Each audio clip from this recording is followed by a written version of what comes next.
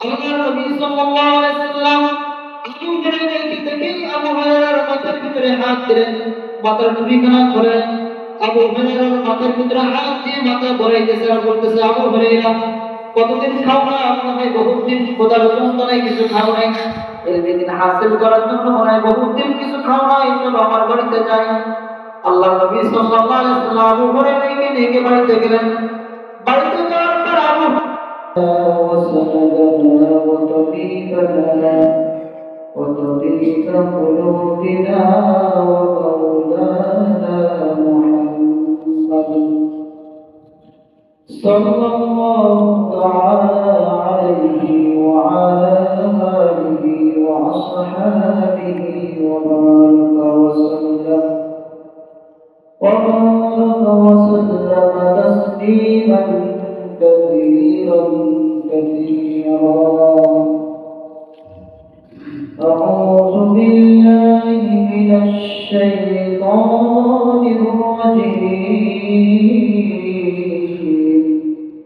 بسم الله الرحمن الرحيم. يرفع الله الذين آمنوا منكم والذين أوتوا العلم درجات. وقال النبي صلى الله عليه وسلم طلب العلم فريضة على كل مسلم. محمد الشريف ذكركم. اللهم صل على محمد وعلى آل محمد كما صليت على إبراهيم وعلى آل إبراهيم إنك حميد مجيد. اللهم بارك على محمد وعلى آل محمد كما باركت على إبراهيم وعلى آل إبراهيم إنك حميد مجيد. হাতে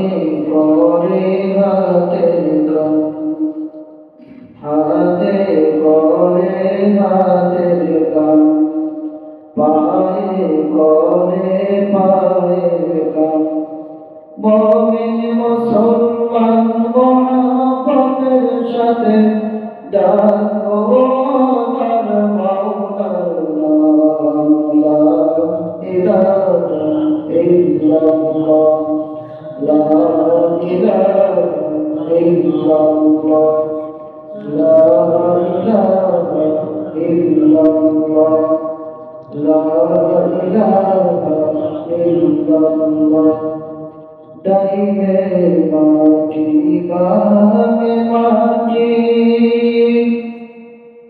নিচে মাটি নিশানা,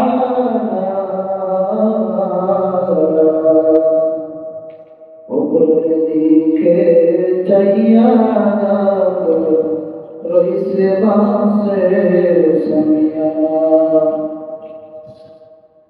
আল্লাহ তাআলার দরবারে লাখো কোটি শুকর আদায় করি যে আল্লাহ তাআলা আপনাকে আমাকে ভালোবেসে মহব্বত করে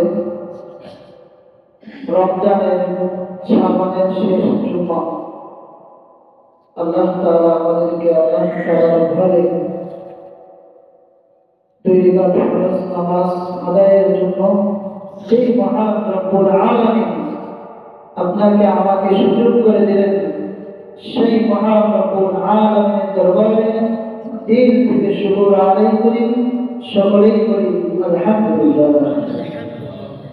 দরুদ ও সালাম পাঠ করি বিশ্ব নবী হযরত মুহাম্মদ মুস্তাফা সাল্লাল্লাহু আলাইহি ওয়াসাল্লামের উপর, সকলেই করি সাল্লাল্লাহু আলাইহি ওয়াসাল্লাম। আজকে আমি কোরআনের বিভিন্ন জায়গা থেকে অসংখ্য অগণিত আয়াত আছে আল্লাহ তাআলা আপনাকে আমাকে সুযোগ করে দেন যে কিছু সময় আল্লাহ তাআলার কালামুল্লাহ শরীফ থেকে কিছু কথা শোনা এবং আপনাদের আমাদেরকে আমল করার যে মহান রব্বুল আলামিন সুযোগ করে দিলেন। সূরা মুজাদালার 11 নং আয়াত। আল্লাহ তাআলা 11 নং আয়াতের ভিতরে বলেন, ইয়ারফা'িল্লাহু আল্লাযীনা আমানু মিনকুম ওয়াল্লাযীনা উতুল ইলমা দারাজাত। আমি আয়াতে কারিমা তেলাওয়াত করছি এবং আল্লাহ নবী সাল্লাল্লাহু আলাইহি ওয়াসাল্লামের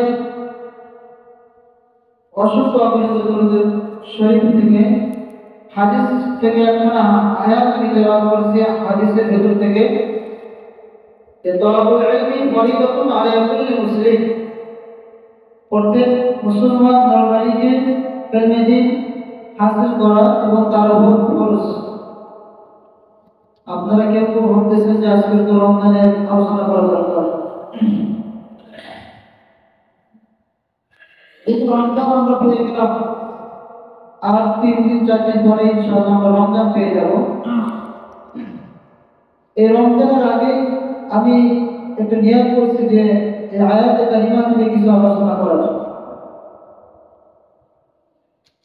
আল্লাহ নবী সাল্লাল্লাহু আলাইহি ওয়াসাল্লাম যখন দুনিয়াতে আসলেন, আসার পর থেকে নিয়ে নবুয়ত পাওয়া পর্যন্ত, নবুয়ত যখন পেয়ে গেলেন, ইকরা বিসমি রাব্বিকাল্লাযী খালাক, যখন আল্লাহ নবী সাল্লাল্লাহু আলাইহি ওয়াসাল্লাম জিবরাইল আলাইহিস সালাতু ওয়াস সালাম এসে ওনার সিনার ভিতরে যখন ইকরা বিসমি রাব্বিকাল্লাযী খালাক খালাকাল ইনসানা মিন আলাক এই আয়াতগুলো যখন পড়ায় দিলেন এবং জিবরাইল আলাইহিস সালাতু ওয়াস সালাম এই আয়াতগুলো পড়লেন, পড়ার পরে আল্লাহ তাআলা যখন জিবরাইল আলাইহিস সালাতু ওয়াস সালামকে যখন বললেন যে আমার বন্ধুকে পড়ায় দাও, জিবরাইল আলাইহিস সালাতু ওয়াস সালাম যখন পড়ায় দিলেন, আল্লাহ নবী সাল্লাল্লাহু আলাইহি ওয়াসাল্লাম এই আয়াত পড়ার পর থেকে নিয়ে আল্লাহ নবী সাল্লাল্লাহু আলাইহি ওয়াসাল্লাম যখন ঘরে গেলেন, আমরা ইতিহাস জানি, এই জন্য আমি ইতিহাস বলছি না। ঘরে যাওয়ার পরে আল্লাহ নবী সাল্লাল্লাহু আলাইহি ওয়াসাল্লাম প্রথমে আল্লাহ নবীর স্ত্রী হযরত খাদিজা রাদিয়াল্লাহু তাআলা আনহা ওনাকে দাওয়াত দিলেন। এরপর ওনার বন্ধু হযরত আবু বকর সিদ্দিক রাদিয়াল্লাহু তাআলা ওনাকেও দাওয়াত দিলেন। এনারা দুইজন ইসলামের প্রথম কালিমাওয়ালা মুসলমান। আমরা জানি যে আল্লাহ নবী সাল্লাল্লাহু আলাইহি ওয়াসাল্লাম যখন ইসলাম গ্রহণ করলেন, যখন নবুয়ত পাইলেন, নবুয়ত পাওয়ার পরে ধীরে ধীরে যখন ইসলামের দাওয়াত দেওয়া শুরু করলেন, দাওয়াত দিতে দিতে যখন এক সময় আসলো যে আল্লাহ রাব্বুল আলামিন বললেন, আমার বন্ধু যদি ইসলামের দাওয়াত দিচ্ছে, এর ভিতরে এক দলকে বের করতে হবে যারা ইলমে দ্বীন হাসিল করবে, ইলমে দ্বীনের ধারক বাহক হবে এবং ইলমে দ্বীন তারা শিক্ষা করবে। আল্লাহ তাআলা ওই সময় একটা আয়াত নাযিল করে দিলেন যে ফালাউলা ফারামিন কুল্লি ফিরকাতিন মিনহুম তাইফাতুন লিয়াতাফাক্কাহু ফিদ্দীন। এই আয়াতটা আল্লাহ তাআলা নাযিল করে দিলেন, বললেন প্রত্যেক সম্প্রদায় থেকে এমন একটি দল বের হওয়া উচিত যারা ইলমে দ্বীন হাসিল করবে, ইলমে দ্বীনের ধারক বাহক হবে, ইলমে দ্বীন হাসিল করে বহুত পাণ্ডিত্য লাভ করবে। এমন একটি দল বের হওয়া উচিত যারা ইলমে দ্বীনের ফকিহ হইবে, এদেরকে বলা হয় উলামায়ে কেরাম। এরপরে ওই সময় এমন একটা যুগ ছিল যেই যুগে সাহাবায়ে কেরাম দলে দলে যুদ্ধের ময়দানে যাওয়া শুরু করলো। এর ভিতর থেকে আল্লাহর নবী সাল্লাল্লাহু আলাইহি ওয়াসাল্লাম এক দলকে বাছাই করলেন যে তোমরা ইলমে দ্বীন হাসিল করা শুরু করে দাও। ইলমে দ্বীন হাসিল করতে করতে আসহাবে সুফার ভিতরে আল্লাহ নবী সাল্লাল্লাহু আলাইহি ওয়াসাল্লাম ইলমে দ্বীনের তালিম দেওয়া শুরু করে দিলেন। তালিম দিতে দিতে এর ভিতরে এমন এমন সাহাবায়ে কেরাম ছিলেন যাদের বেরেল ছিল না, কম বেরেল। এর ভিতরে একজন ছিলেন হযরত আবু হুরায়রা রাদিয়াল্লাহু তাআলা। তিনি এমন একটা লোক ছিলেন যিনি যাই করতেন তাই বলে দিতেন। আবু হুরায়রা রাদিয়াল্লাহু তাআলা যাই করতেন তাই হয়ে যেতেন। আমাদের ছাত্ররা এমন আছেন যে যারা অল্প পেরে কম পারে তারপর লেগে থাকে।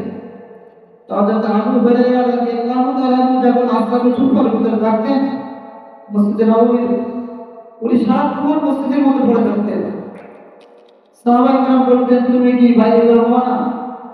তো উনি সব সময় বলতেন, আল্লাহর নবী সাল্লাল্লাহু আলাইহি ওয়াসাল্লামের জবান থেকে কোন সময় একটা কথা বের হয়ে যায়, আর ওই কথা যদি আমি না নিতে পারি তাহলে আমি আবু হুরায়রা খারাপ হয়ে যাব। এজন্য সব সময় হুজুর সাল্লাল্লাহু আলাইহি ওয়াসাল্লামের দরবারে পড়েই থাকতেন।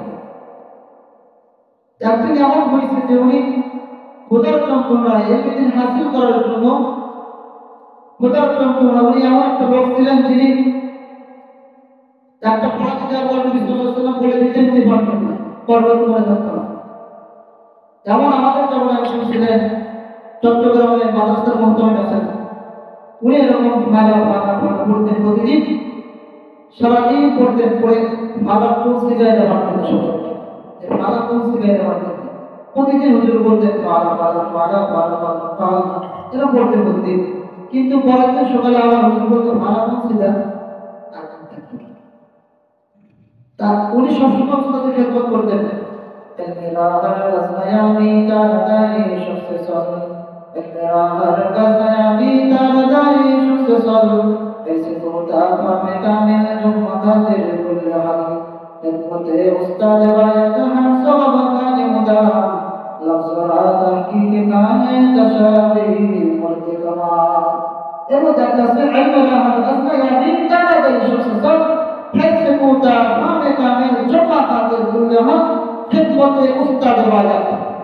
যদি কোনো এলম হাসিল করতে চায় তাহলে সে উস্তাদকে খেদমত করে। উস্তাদের খেদমত ব্যতীত কোন ছেলে আলেম হওয়া সম্ভব না। আমরা যখন ছেলেকে লেখাপড়া করতে যাই, যদি উস্তাদ পায় তাহলে আমরা কেন মানব উস্তাদ আমাকে, আমার ছেলেকে? এই কেমন যে মানব, এই জবাব যদি আপনি উস্তাদের কাছে দিতে চান আপনার ছেলের জীবনও আলেম হওয়া সম্ভব না। কারণ এই এলম হাসিল করার জন্য দুইটা মুখ জরুরি, দুইটা মুখ জরুরি, একটা আরেকটা থেকে নেওয়া দরকার। যেমন জিবরাইল আল্লাহর নবীকে দিয়েছিলেন সিনা ও সিনা, এই সিনা যদি একসাথে আরেকটা না লাগে তাহলে এটা এলম হাসিল করা সম্ভব না। এই জন্য এলম হাসিল করতে হলে প্রথমে উস্তাদের সান্নিধ্য অর্জন করা দরকার, উস্তাদের ভালোবাসা অর্জন করা দরকার। উস্তাদের ভালোবাসা ছাড়া, উস্তাদের মহব্বত ছাড়া এলম হাসিল করা সম্ভব না। এটা দুনিয়ার এলেম শেখানো যায়, কিন্তু আখিরাতি এলেম, গায়বী এলেম যেটা, এটা উস্তাদের সান্নিধ্য ছাড়া অর্জন করা কখনো সম্ভব না। এই জন্য আবু হুরায়রা রাদিয়াল্লাহু তাআলা প্রতিদিন পড়তেন, কিন্তু মনে থাকতো না। প্রতিদিন পড়তেছে, মনে থাকে না। কি রে মনে থাকে না কেন? আমার ওনার মাথার ভিতরে সবসময় টেনশন থাকতেন। আল্লাহ নবী সাল্লাল্লাহু আলাইহি ওয়াসাল্লাম একদিন মসজিদে নববীর ভিতরে ঢুকছেন, আসলে সুফার ভিতরে ঢুকে দেখেন হযরত আবু হুরায়রা একদিন বসে রয়েছে, বসে এলম হাসিল করতেছে। আল্লাহ নবী সাল্লাল্লাহু আলাইহি ওয়াসাল্লাম আবু হুরায়রাকে ডাকলেন, আবু হুরায়রা কি করতেছো? বলতেছে, ইয়া রাসূলুল্লাহ, সকলে তো পারে, আমি তো পারি না, বসে বসে পড়তেছি। আমাদের অসংখ্য ছাত্ররা আছে যারা আসলে পরে বয়ান করতেন না। আমার উস্তাদ মুফতি ফয়জুল করিম রাহমাতুল্লাহ আলাইহি, উনি ঢাকাতে উনি 8 বছর পর্যন্ত দেওবন্দে লেখাপড়া করছেন। তো উনি 8 বছরের মধ্যে একদিন বাড়িতে আসছিলেন বাংলাদেশে, 8 বছর ভিতরে একদিন বাড়িতে আসছিলেন। উনি বলতেন আসলে পরে আমরা খেলা করতাম না, আসলে পরে পড়তে থাকতাম। এই জন্য বলেছি, যে যত মেহনত করবে, যে যত এলমের জন্য যত কষ্ট করবে, আল্লাহ তাআলা তাকে তেমন এলম দান করবে। তা উনি সবসময় মসজিদের ভিতরে পড়ে থাকতেন। আল্লাহ নবী সাল্লাল্লাহু আলাইহি ওয়াসাল্লাম বলেন, আবু হুরায়রা তুমি উঠে দাঁড়াও। আবু হুরায়রা দাঁড়াইলেন। আল্লাহ নবী সাল্লাল্লাহু আলাইহি ওয়াসাল্লাম বলেন, আবু হুরায়রা আমার কাছে আসো।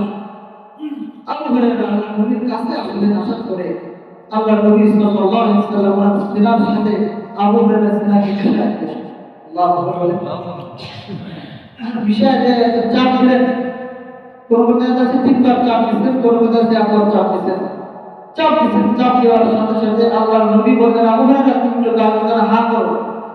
আবু হুরায়রা গাল হা করলেন, আল্লাহ নবী সাল্লাল্লাহু আলাইহি ওয়াসাল্লাম জুতা মোবারক আবু হুরায়রার গালের ভিতরে ঢোকায় দিলেন, বললেন খেয়ে ফেলো। আবু হুরায়রা খেয়ে ফেললেন। এমন রেওয়ায়াত আসছে যে আবু হুরায়রা ওর পর থেকে নিয়ে আল্লাহ নবী সাল্লাল্লাহু আলাইহি ওয়াসাল্লাম আজকে যে আমি বয়ান দিচ্ছি, এই বয়ান যদি বাংলা সব হুবহু এরকম একই জায়গায়, একই কণ্ঠে, একই সুরে, একই বাক্য নিয়ে আলোচনা করে দিতেন। এমন আল্লাহ তাআলা ওনাকে জ্ঞান দিয়েছিলেন। সকলে বলতো কি রে আলোচনা কি লাইব্রেরি হয়ে গেলাম আমরা আল্লাহ নবী। উনি যে কথা আল্লাহ নবী সাল্লাল্লাহু আলাইহি ওয়াসাল্লাম বলতেন, হুবহু ওই কথাগুলোই আবু হুরায়রা বলতেন। নবী সাল্লাল্লাহু আলাইহি ওয়াসাল্লাম প্রিয় সাহাবা হযরত আবু হুরায়রা রাদিয়াল্লাহু তাআলা একদিন মসজিদের ভিতরে ক্ষুধার যন্ত্রণায় কিছু নাই, খাওয়া দাওয়া পড়ে রয়েছে। কি করবে, ক্ষুধার যন্ত্রণা।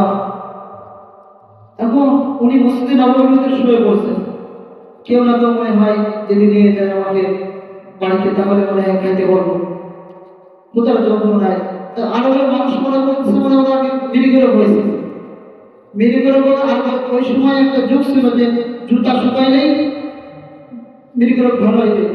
তা কেউ কেউ জুতা শুকাইতেছে, কেউ কেউ মনে করতেছে কি রে কথা বলে না। তা আবু হুরায়রা রাদিয়াল্লাহু তাআলা এমন ক্ষুধার যন্ত্রণার ভিতরে যদি কথা তো বলবে, এমন বাক্য ওনার ভিতর থেকে বের হইতেছে না। সব এক এক করে মসজিদ থেকে একজন একজন করে বেরোনো শুরু করে দিয়েছে মসজিদ থেকে। এরপরে মসজিদ থেকে বের হইতেছেন আল্লাহ নবীর প্রিয় খলিফা হযরত ওমর ফারুক রাদিয়াল্লাহু তাআলা।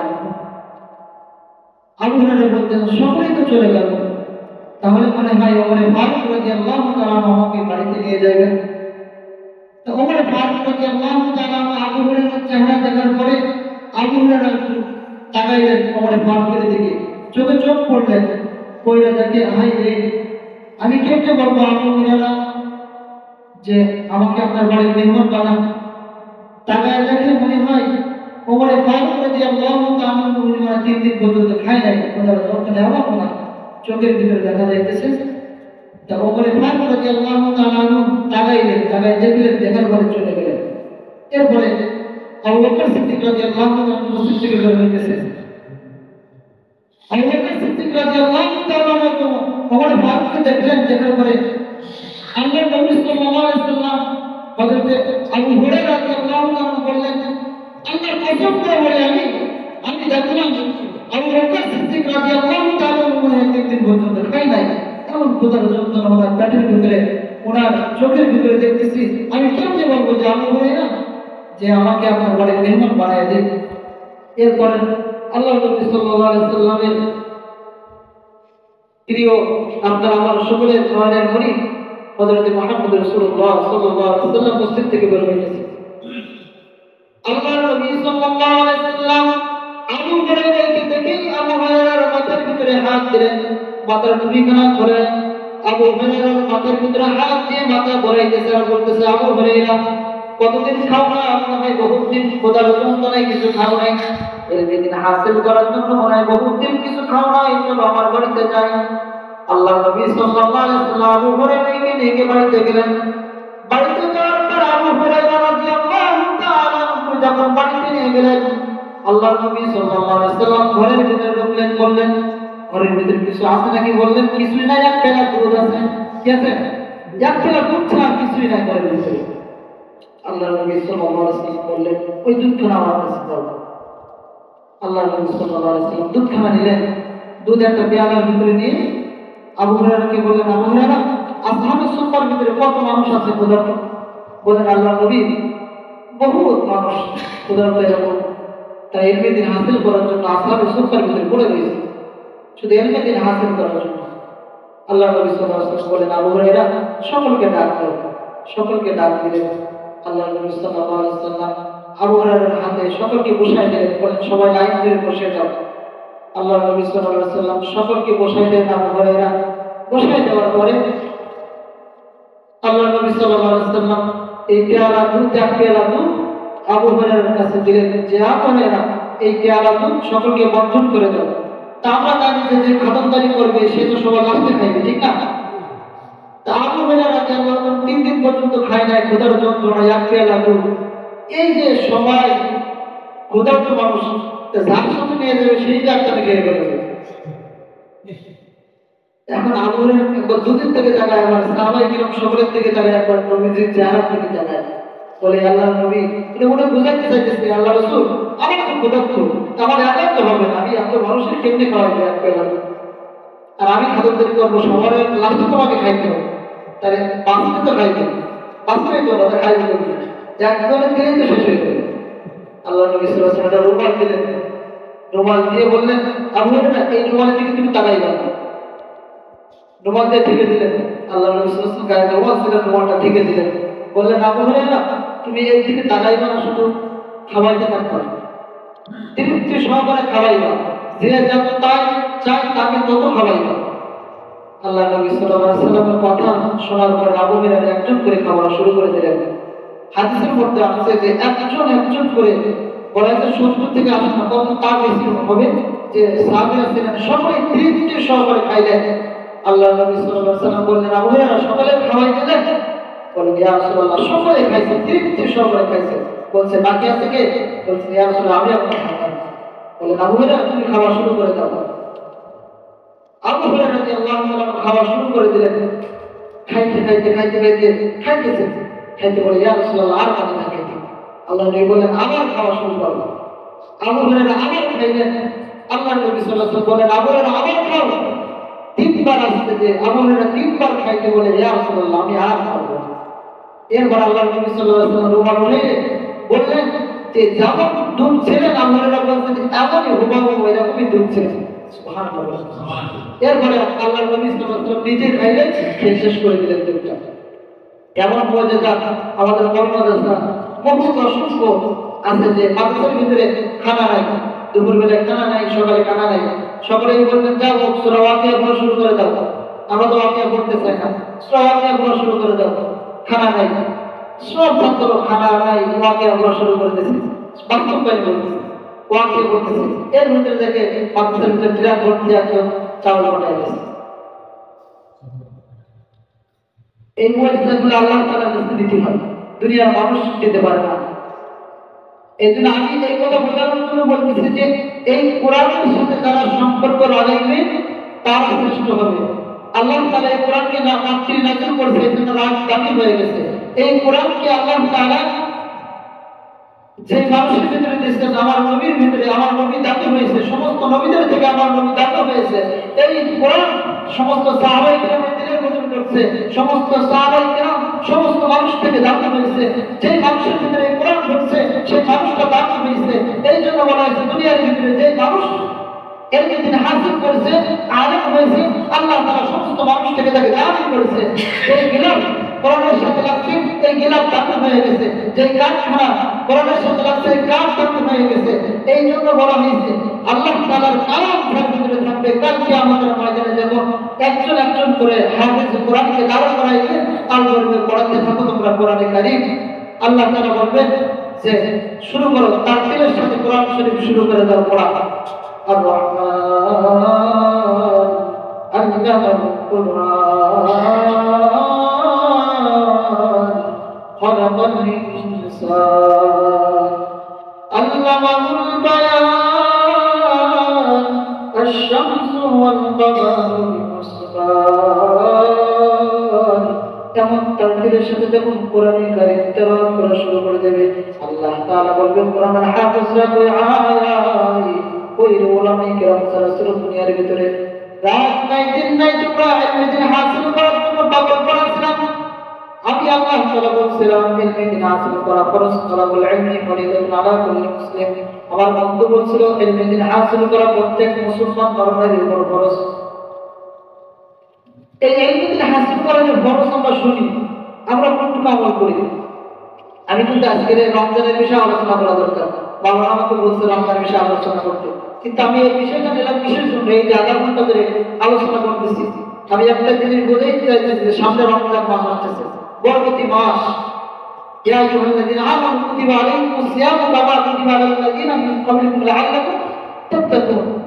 যে তোমাদের উপর রমজানকে ফরজ করে দিলাম তোমাদের পূর্ববর্তী মানুষের উপর যেমন খরচ করেছিলাম এমন ভাবে তোমাদের উপর আমি রমজানকে খরচ করে দিলাম রোজা, যেন তোমরা তাকওয়া অর্জন করতে মুত্তাকি হতে পারো। তাহলে এই রমজানের ভিতরে একটা হরফ যদি কেউ পড়ে তাহলে 70 কত 70 না 70 গুণ বেশি সওয়াব হবে। তাহলে একটা হরফ আমরা যদি একদিনে হাসিল করার জন্য শিখতে চাই, তাহলে আমি একটা নিয়ত করেছিলাম যে এই রমজান মাসে আমি একটা দিন প্রতিদিন একটা সময় বের করবো, যে সময় আমরা সকলে